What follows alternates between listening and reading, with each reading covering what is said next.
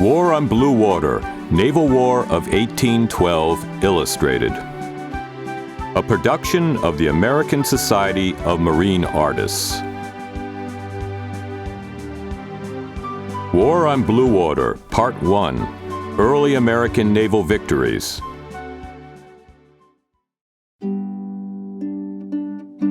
The United States went to war on June 18, 1812, and the battle cry of the nation was free trade and sailors' rights. It was largely on blue water that the United States maritime forces and American privateers found their greatest success in the Second War of Independence with Great Britain. And most of these victories occurred in the early months of the war, before the United Kingdom realized the power of the American frigates and the competence of American gunnery and seamanship, and before it could devote naval resources to the American theater from the hard-fought European wars.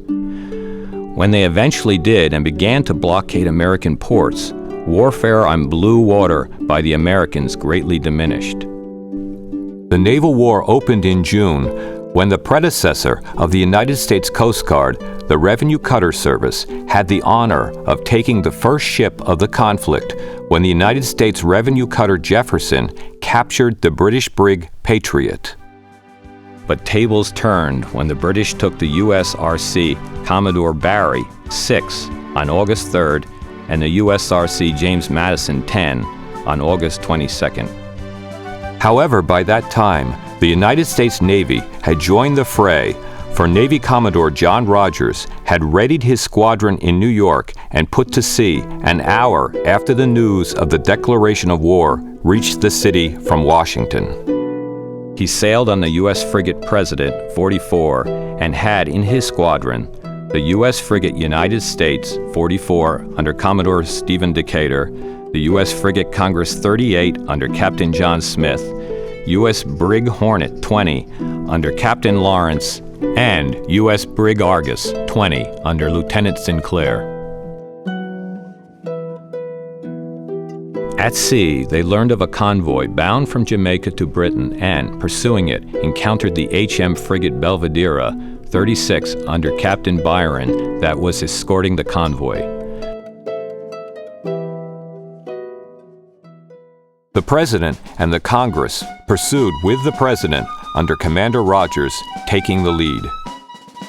When within range, Rodgers himself used a bow chaser to fire the first shot of the war at a British frigate, a war the Belvidera did not know had been declared. It and two following shots found their mark, damaging the British frigate and killing or wounding 9 men. Faced with this gunning accuracy and outmatched 2-1 as the Congress closed in, the Belvidera looked doomed. However, fate intervened. When the President fired the next shot from its main battery, the deck below where Rodgers was standing, the cannon burst, wounded 16 men, including Rodgers, and did much damage. Taking advantage of this turn of events, the British made quick repairs to their damaged rigging, and while making their escape, used their stern guns to great effect, killing or wounding another 6 men on board the President. Nonetheless, the pursuit continued, but after jettisoning her anchors, boats, and drinking water, the lightened Belvidera successfully led the Americans away from the convoy and escaped herself under the cover of darkness. She returned to the Royal Navy's principal North American station in Halifax, Nova Scotia, and informed them they were at war with the Americans. Soon, the Belvidera, once the pursued, became the pursuer, for she was ordered to return to sea with her own squadron under Captain Sir Philip Verbroek to find the Rodgers squadron. In spite of having served well in the First Barbary War, the U.S. brigantine Nautilus 12 was the first American ship to be captured in the War of 1812. On July 17th, on a cruise less than 24 hours out from New York, under the command of Lieutenant William M. Crane, she fell in with part of Captain Sir Philip Verbroek's squadron and was captured by the H.M. Frigate Shannon 38 and H.M. Frigate Aeolus 32. Taken into the Royal Navy as emulous, She served her new masters well, taking or destroying many American ships and privateers during the rest of the war. Ordered from the Chesapeake Bay to find the HM frigate Guerriere 38, the U.S. frigate Constitution 44, under Captain Isaac Hull, did so on July 16th, but found her in the company of the same verbroke British squadron. A situation clearly to be avoided, the Constitution sought to escape, but there was little or no wind. Both parties took to rowing their ship boats to tow their ships and wetting their sails to catch what little wind there was. A clever officer on the Constitution came up with a better idea. Aware the water was only 20 fathoms in that area of the continental shelf, he suggested kedging the ship. The Constitution's boats placed light anchors well in advance of the ship in leapfrog fashion, while the crew on board kedged the ship, pulling the ship forward one anchor cable length at a time with the ship's anchor capstan. The British soon followed the example. The exhausting but successful 57-hour ordeal became known as the Great Escape and demonstrated the seamanship and tactical cleverness of the Americans.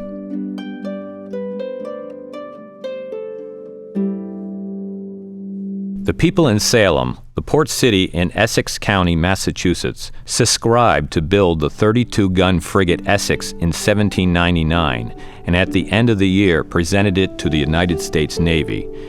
Captain Edward Preble accepted it. Her career would prove to be quite active, serving in the Quasi-War and in the First Barbary War, and set several precedents for the Navy, including crossing the equator and doubling Africa's Cape of Good Hope. In the summer of 1812, Captain David Porter had command of the Essex and started the war by cruising in the Caribbean. He scored the first American frigate victory of the war when he engaged the HM sloop of war Alert on August 13, 1812. The Essex may have been the smallest of the American frigates, but she still dwarfed the Alert, and the engagement was rather one-sided.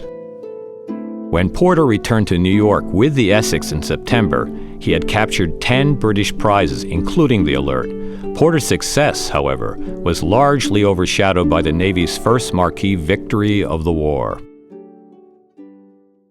The U.S. frigate Constitution 44, under Captain Isaac Hull, clashed with the HM frigate Guerriere 38 under Captain James R. Dockrez on August 19, 1812. She had left the broke squadron and was bound for Halifax for refitting. The engagement began around 5 p.m. and lasted nearly 2 hours. Within a half hour of the Constitution's initial broadside, the Guerriere lost her mizzenmast and mainyard. The two frigates engaged one another at such close proximity that at one point the Constitution's rigging entangled Guerriere's bowsprit. The crews of both vessels exchanged musket fire at close range. Captain Dockrez was wounded, as was American Lieutenant Charles Morris. The Constitution briefly caught fire. Then, just after the two ships disentangled from each other, the foremast of the severely damaged Guerriere went by the board, broke off, and fell into the sea. The Constitution then withdrew while the helpless Guerriere watched her make repairs and returned to close for another broadside. Dockrez had little choice but to strike her colors. In keeping with the practice of the day, Dockrez offered his sword to Hull, but the latter refused, saying he would not accept the sword from one who fought so valiantly.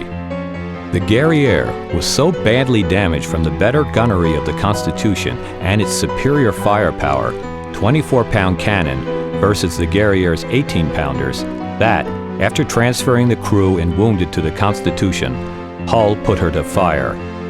The Constitution, on the other hand, with its nearly 2 feet of oak planking and reinforced hull, was hardly marked at all. In fact, many of the British round shots had not only failed to penetrate the hull of the Constitution, but had harmlessly bounced off her sides. This led to seamen aboard the Constitution to declare that the ship had iron sides, which quickly led to the nickname Old Ironsides, a name the vessel still answers to today. 2 months later, on October 1812, two smaller vessels met in battle north of Bermuda when the U.S. sloop of war Wasp 20, under Master Commandant Jacob Jones, engaged with the H.M. Brig Frolic 18 under Commander Thomas Wynyates. Jones had sailed from the Delaware River on October 13th, and 3 days out encountered a severe storm in which she lost her jib boom and 2 seamen who were on it. Making repairs, Jones continued south and during the night of October 17th spied a number of ships. He pursued the fleet, and on the morning of the 18th, he deduced that he was facing a convoy of merchantmen from the West Indies bound for England, escorted by the Frolic. She raised the Spanish flag, but Jones did not fall for the ploy. He had the favored weathered gauge and put it to use, coming down to engage the Frolic on a parallel, with the Frolic to the left of the Wasp. Both ships were armed with carronades, a powerful gun but with limited range. So it was not until the two belligerents were within 60 yards of one another that firing commenced. But the wind and the sea were up. Both ships were in fighting sail. They had reduced the amount of sail they were carrying, especially at the deck level, to reduce fire hazard. The gun decks of both ships were angled over by the wind. This meant that the guns firing on the Wasp were on the lee side of the ship, angled down, so much so that occasionally waves broke over their muzzles. The opposite was the case on the Frolic, for her cannon were fired from the windward side and thus were angled up. Since the elevation of the carronades could be raised or lowered by only so much, most of the Wasp cannon fire hit the Frolic's hull, while most of her fire struck the masts and rigging of the Wasp. Soon the Wasp was unable to work her sails, while the crew and hull of the Frolic took a terrible beating. Then the Frolic fell aboard the Wasp, her jib boom coming between the main and mizzen rigging of the Wasp, a position that enabled the Wasp to deliver deadly raking fire. The rough seas made it difficult for the eager Americans, largely uninjured, to leap upon the Frolic's bowsprit, to board, but when they did, the Americans learned of the toll of their deadly accurate fire. Of the 110 seamen and officers aboard the Frolic, 90 were either killed or wounded, as compared to 10 casualties suffered by the Wasp, most of whom were in the fighting tops. It was a complete victory for Jones, but short-lived. The sounds of the fight had attracted the attention of the HMS Portier, a 74-gun ship of the line. With rigging and sails too damaged to escape and faced with the superior power of the Portier, Jones had no choice but to surrender the Wasp. 1 week later, Commodore Stephen Decatur, in command of the U.S. Frigate United States 44, found the H.M. Frigate Macedonian 38 on October 25, 1812, in the vicinity of the Madeira Archipelago in the Atlantic, 350 miles off the Moroccan coast of Africa. As the vessels closed, Decatur recognized the British frigate and cleared his ship for action. Captain John Cernam Garden of the Macedonian did the same. Curiously, both men knew each other and their ships, for they had met before the war, when they had sailed their ships to Norfolk, Virginia. Captain Garden bet Decatur a beaver felt hat, probably a Navy cocked hat, then the rage in naval dress headgear, that his ship would best the American should they ever meet in battle. He was about to have his chance. Shortly after 9 a.m., the firing commenced, and from the beginning, Decatur dictated the action. The United States 44 rated more guns than the Macedonian 38, but this in and of itself mattered little, since captains often carried more guns than their rating. However, the size of the guns of the United States heavily influenced the engagement. The Macedonian was a traditional 18-pounder frigate, while the United States was armed with 24-pounders. This allowed Decatur to keep his ship outside the effective firing range of Garden's frigate, while he hurled broadside after broadside at the Macedonian that was very much within the range of the 24-pounders. The United States inflicted great damage, but received little. After 3 hours of lopsided fighting and maneuvering, only 2 or 3 round shot had struck the hull of the United States, while the Macedonian had received over 100 round shot to the hull, and several of these pierced it between wind and water. That vulnerable part of the hull along the waterline that is sometimes above the sea surface or in the wind, and sometimes submerged below the surface of the water or in the water. Completely dismasted and totally unmanageable, Carden surrendered the Macedonian. The losses aboard the British frigate were high, with 113 casualties, roughly 1/3 of the crew, while the United States suffered only 12 casualties. Decatur claimed the Macedonian as his prize. His crew spent 2 weeks repairing the British frigate sufficiently enough to sail, and on December 4th, 1812, Decatur entered New York Harbor with both the United States and the Macedonian. The city was jubilant and feted him and his crew, and formally recognized his valor and skill in the capture of the British frigate Macedonian, with this inscribed gold case. The U.S. government purchased the captured frigate, and the vessel served 15 years in the U.S. Navy as the U.S. frigate Macedonia. However, no record can be found that the cocked hat was ever delivered. But the Macedonian lives on in history. For her figurehead, that traditional statue mounted on the very bow of the ship and relates in some fashion to the ship's name, has looked over future United States Navy officers from its pedestal at the U.S. Naval Academy in Annapolis for generations. And none could be more apt for the Academy, for the Macedonian was none other than Alexander the Great, who was tutored by Aristotle and went on to become one of the greatest commanders in history. When the Greek warrior from Macedon died at 33 in 323 BCE, he had conquered an empire that stretched from the Mediterranean to the Himalayas. Before the close of the year 1812, the United States Navy scored one more victory against the Royal Navy in a ship-on-ship engagement.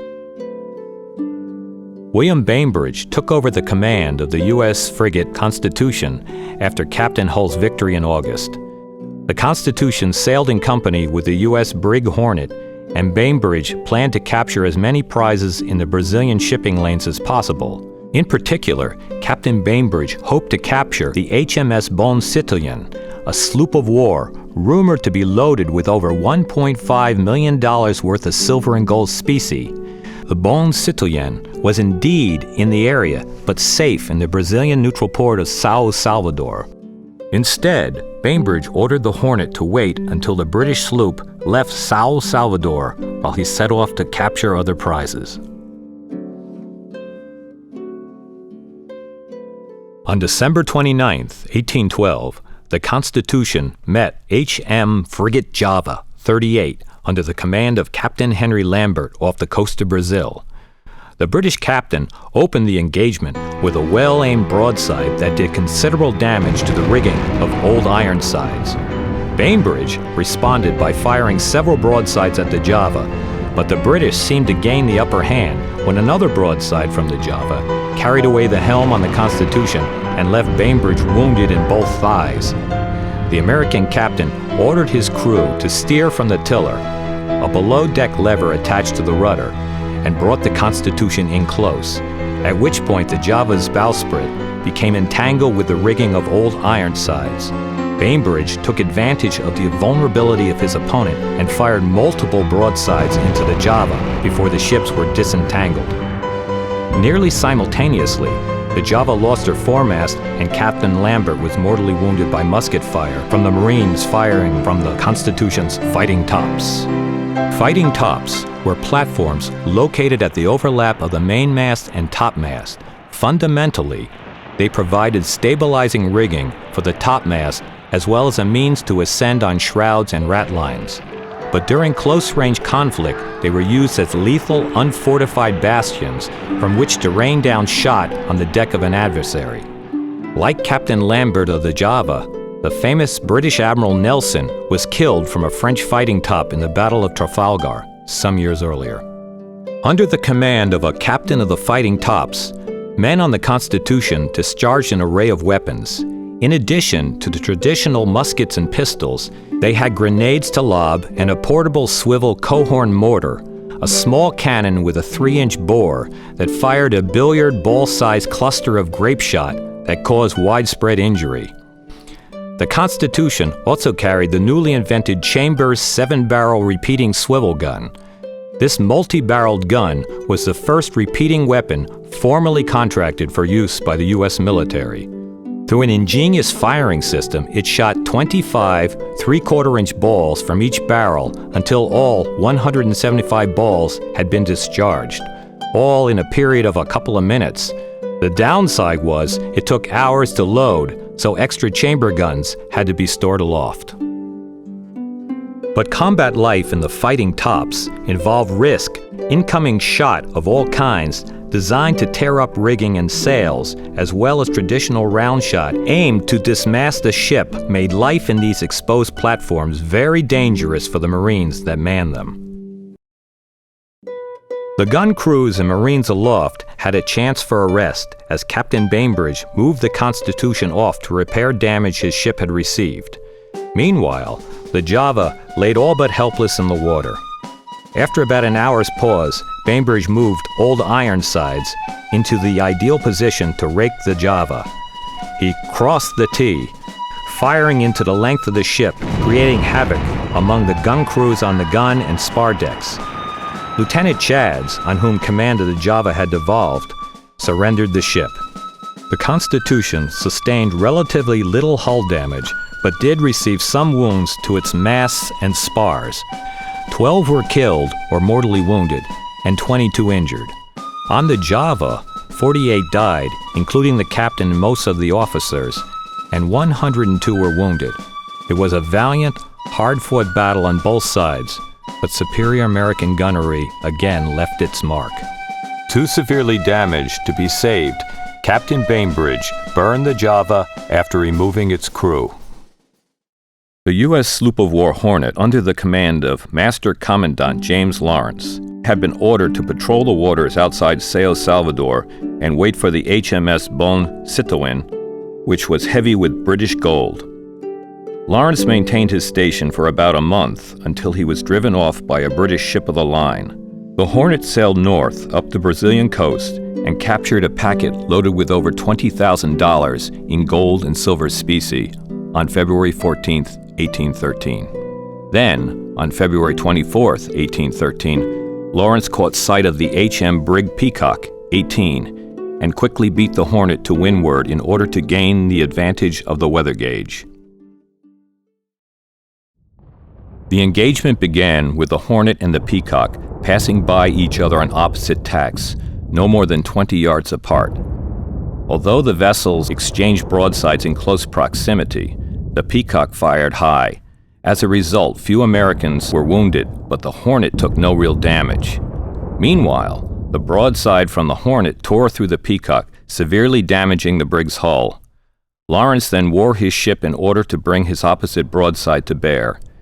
Peake tried to imitate the move, but the injury to the Peacock's hull slowed the brig's movement. Lawrence brought his starboard guns to bear against the defenseless stern on the Peacock. There was nothing Peake could do as the Hornet poured broadside after broadside into the British vessel. Captain Peake was killed, and within 5 minutes the Peacock surrendered and sent up a distress signal. The brig was taking on water quickly. Lawrence sent a crew over to his prize to try to save the sinking ship, but it was to no avail. The Peacock sank so rapidly that 3 Americans and 9 Brits attempting to patch holes in her hull were caught below deck and drowned. In fact, more men perished in the sinking of the Peacock than in the actual engagement. The United States Navy, Revenue Cutter Service, and Marines began the war at sea strongly and emerged victorious in the 3 major and 2 lesser ship-on-ship engagements.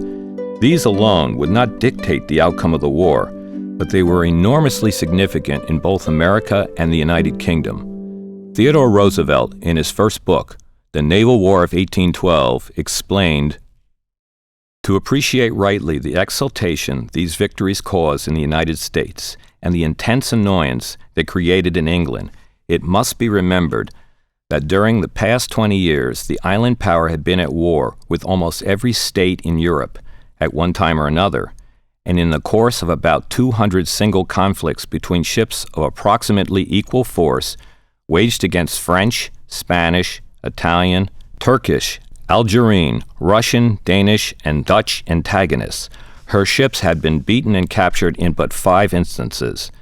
Then war broke out with America, and in 8 months 5 single-ship actions occurred, in every one of which the British vessel was captured. On February 18, 1813, George Canning, a former Treasurer of the Royal Navy and Foreign Secretary, told the House of Commons in Parliament, the sacred spell of the invincibility of the British Navy was broken.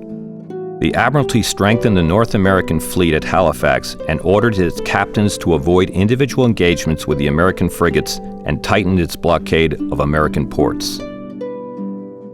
Among U.S. naval vessels that remained outside the blockade in spring 1813 was a U.S. frigate Essex, now rated 36, under Captain David Porter. In the South Atlantic, she captured a British Royal Mail packet with $50,000 of gold and silver on board, which left him flush with specie to use for his operations. Finding little other prize opportunity in the South Atlantic, Captain Porter decided to take the Essex into the Pacific Ocean around Cape Horn, another precedent for the young American Navy. The Essex arrived in Valparaiso, Chile, on March 14, 1813, flush with specie and with 2 whale ship prizes taken while en route. Over the next several months, the Essex cruised the rich whaling grounds of the Galapagos Islands that sat astride the equator and took 13 more whale ships, including the Essex Junior, formerly the Atlantic. They then sailed west, and after such a long time at sea, put in for repairs at Nukuhiva, the largest of the Marquesa Islands in French Polynesia. Island intrigue kept them in the Marquesas until early 1814, when they sailed for Valparaiso en route home. But the British learned about the exploits of the Essex and sent Captain James Hillier with the HM frigate Phoebe, 36, and 2 sloops of war, the Cherub, 18, and the Raccoon, 18, to find her. The Raccoon was eventually detached to harass American fur trade in the Northwest, but the adversaries finally met up in Valparaiso in February, where they respected Chilean neutrality and watched each other for more than a month. The Americans were armed principally with carronades, good for capturing merchantmen and whalers, but virtually useless against long guns which could be devastating from a distance. Thus, on the 28th of March, the Americans decided to make a run for it, and would have been successful had the Essex not lost the topmast in a sudden burst of wind. So crippled, their fate was sealed, and Captain Porter probably knew this, but fought on in vain, only to surrender the ship after over 60% of his crew was killed, wounded, or went missing. Among the survivors were Captain Porter and a midshipman who would become a famous admiral in the American Civil War, David Farragut.